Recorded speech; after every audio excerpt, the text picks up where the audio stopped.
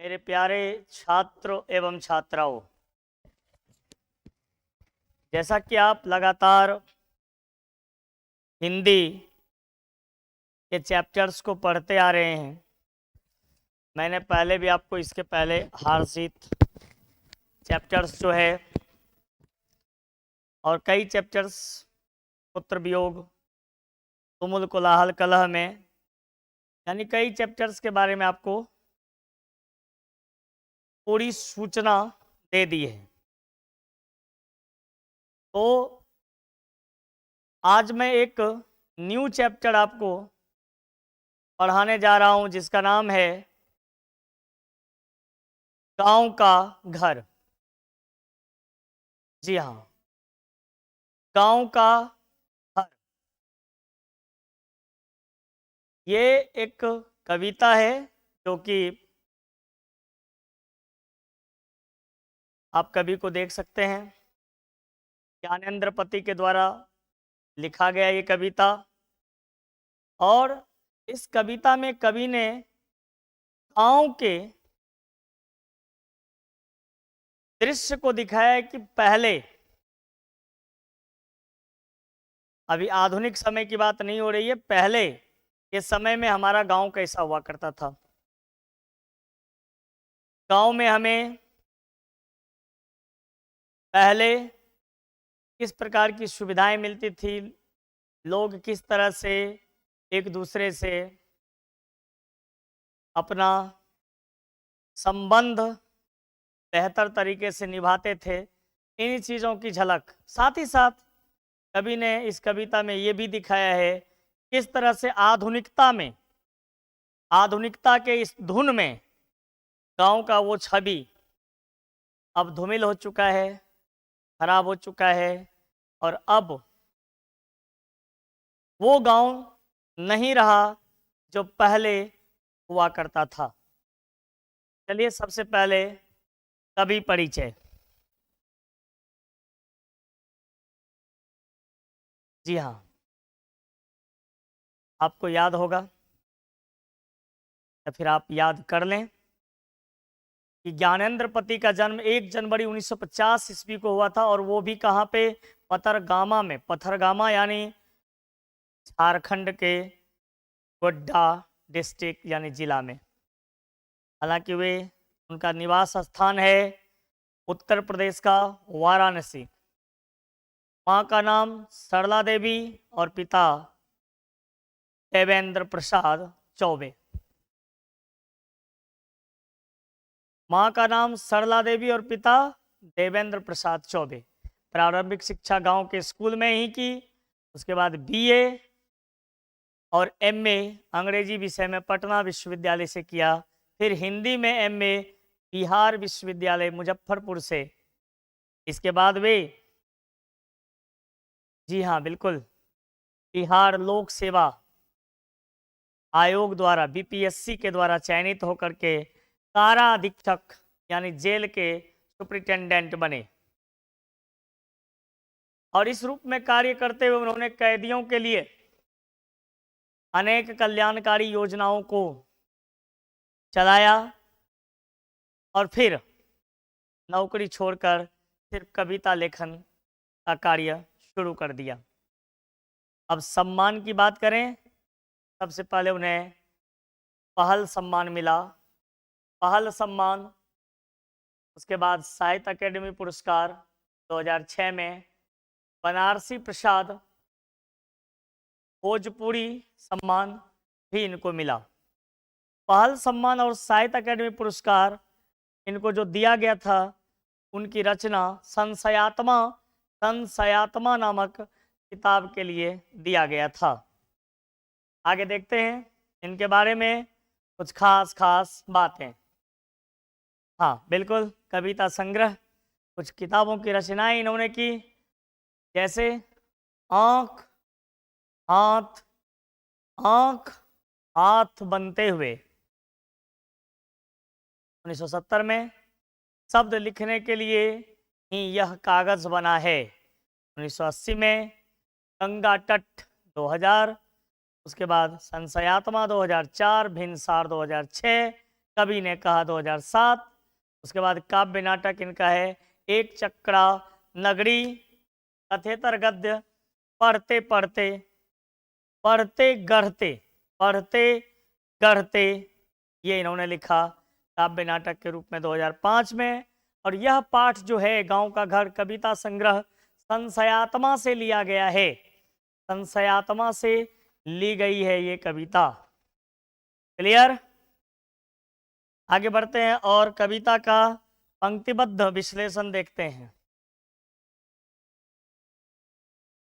गांव के घर के अंतःपुर की वह चौखट टिकुली साटने के लिए सहजन के पेड़ से छुड़ाई गई गोंद का गेह वह सीमा। कवि वर्णन करते हैं गांव के उस घर के बारे में जिसके अंतःपुर जो है, जो आंतरिक भाग होता था, जहाँ पे महिलाएं रहते थे, जहाँ पुरुषों का जाना वर्जित था, वहाँ पे उस गेट पर टिकली साटने के लिए सहजन का जो पेड़ होता है, जो सोजीना का पेड़ होता है, उससे छुड़ाई हुई गोंद को चिपका दिया जाता था। और वह सीमा, वहाँ पे उस चौखट को सीमा माना जाता था, जिसके भीतर आने से पहले खांस कर आना पड़ता था बुजुर्गों को। उस सीमा के भीतर अगर कोई बुजुर्ग, कोई बड़े लोग, कोई पुरुष वर्ग के लोग जाते थे तो उन्हें खास करके इस बात को बताना पड़ता था कि मैं अंदर आ रहा हूँ, मुझे अंदर जाने की इजाज़त दी जाए, तभी वो अंदर प्रवेश करते थे। खराओं खटकानी पड़ती थी। खांसने के साथ साथ उन्हें खराओं जो वो पहनते थे, खराओं जो काठ वाला जो चप्पल होता है, उसे खटखट की आवाज़ निकालना पड़ता था ताकि ताकि अंदर रहने वाले जो भी लोग हैं वो खबरदार हो जाएं, वो सजग हो जाएं, वो सावधान हो जाएं, क्योंकि एक बुजुर्ग अब उस घर के अंदर प्रवेश कर रहे हैं। और प्रायः तो उसके ऊपर उसके उधर ही रुकना पड़ता था, प्रायः तो उसके उधर ही रुकना पड़ता था। यानी कभी कह रहे हैं कि बुजुर्गों को अंदर जाने का इजाज़त कभी कभी ही मिलता था, प्रायः उन्हें घर के बाहर से ही, उस चौखट के बाहर से ही बात करनी पड़ती थी। किसी को बगैर नाम लिए, जिसकी तर्जनी की नोक धारण की रहती थी सारे काम सहज, बिना किसी का नाम लिए ही एक पुकार घर की ओर किया जाता था।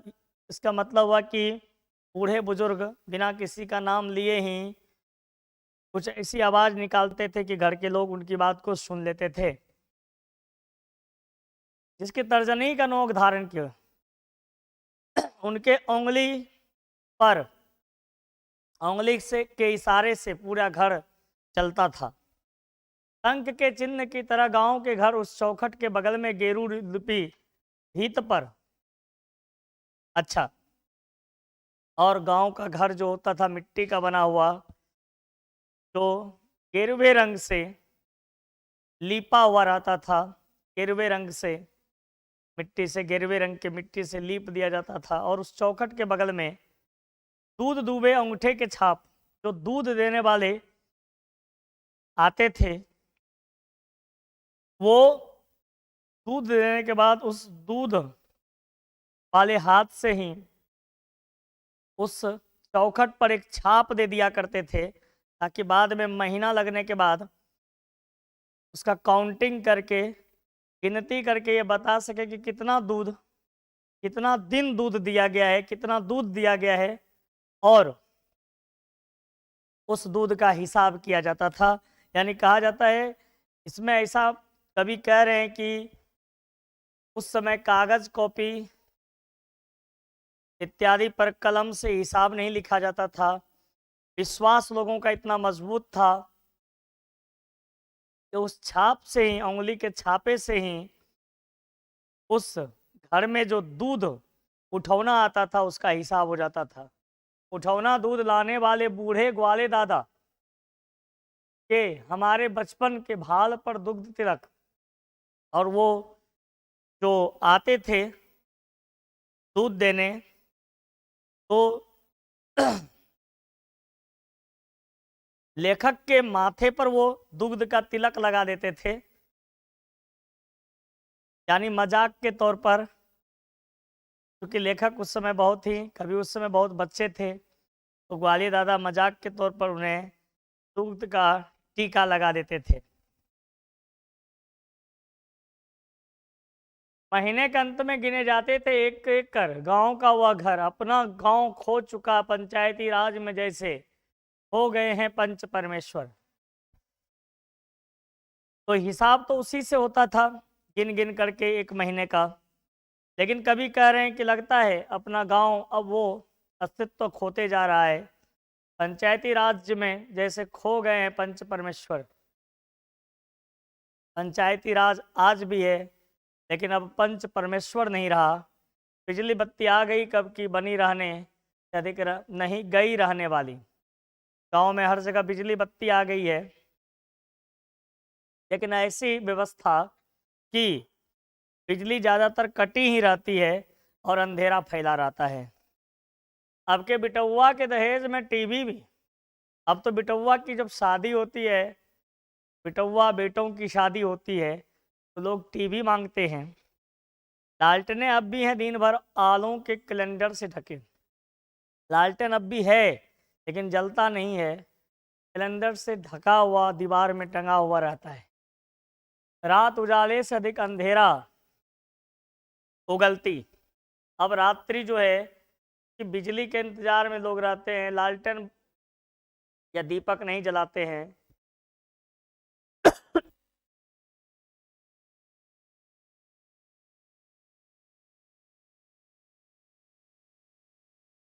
तो ऐसे में अंधेरे हर जगह फैले रहते हैं, अंधेरे में तोड़ दिए जाने वाले भाव से भरती।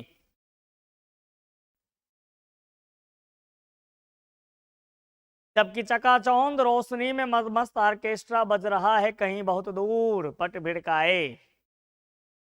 कभी कहते हैं कब ऑर्केस्ट्रा का जमाना आ गया है, कहीं दूर ऑर्केस्ट्रा की आवाज होती है कि आवाज भी नहीं आती यहाँ तक, ना आवाज की रोशनी।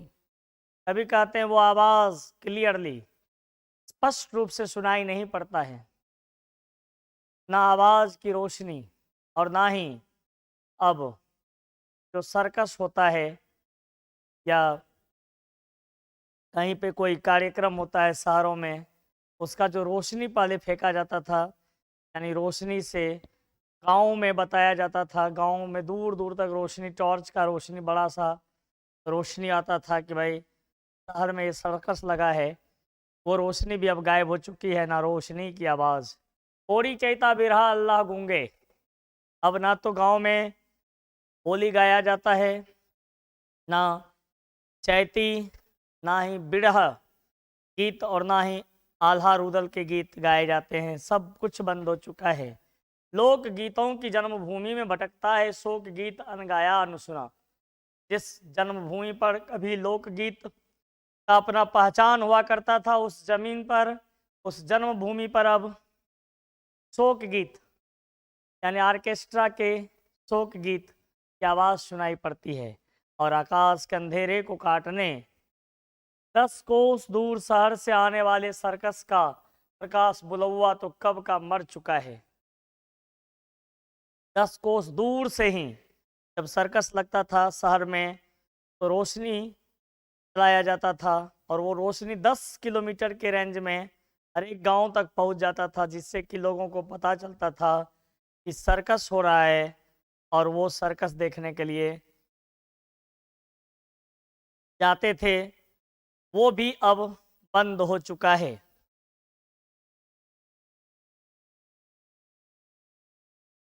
कि जैसे गिर गया हो गजदंतों को गवाकर कोई हाथी।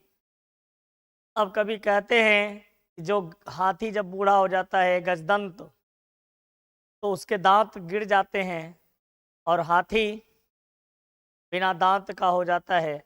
वैसे ही गांव जो है उसका जो संस्कार है वो खत्म हो चुका है, गजदंत खत्म हो चुका है। गांव तो अभी भी है, लेकिन जो उसकी शोभा होनी चाहिए वो अब यहाँ पे नहीं दिखाई देते हैं।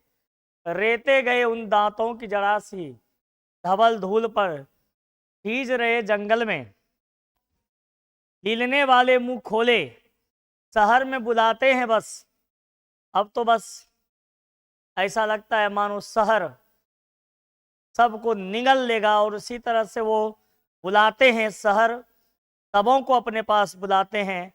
अदालतों और अस्पतालों के फैले फैले रुंधे गंधाते अमित्र परिसर परिसर जिनकी कि जिन बुलवों से गांव के घर की रीढ़ झुड़झुड़ाती है। कभी कहते हैं कोई नहीं जाना चाहता है अदालत, कोई नहीं जाना चाहता है अस्पताल, लेकिन अब वो रुंधते गंधाते एकदम से गंदगी फैला हुआ, गंध देता हुआ वो अस्पताल, वो सड़कें जो शहर में है, वो लोगों को अपनी ओर आकर्षित कर रहे हैं और लोग उसी जगह जा कर के रहना पसंद करते हैं।